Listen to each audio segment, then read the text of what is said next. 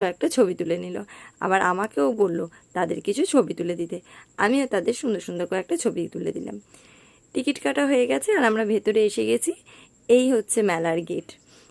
মেলায় ঢুকে দেখি বাপরে কী ভিড় কী ভিড়! এই গরমে তো লোক মেলা আসা ছাড়েনি কিন্তু।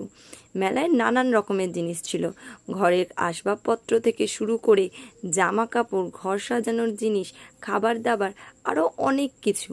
আমি তো সবটা ঘুরে ঘুরে দেখেছি। সব থেকে যেটা আমার ভালো লেগেছে সেটা হচ্ছে এই শোপিসগুলো।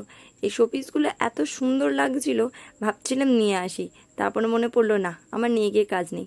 বাড়িতে যা একটা দস্যি রয়েছে, কয়েকদিন যাবে না সব ভেঙে টুকরো টুকরো করে ফেলবে।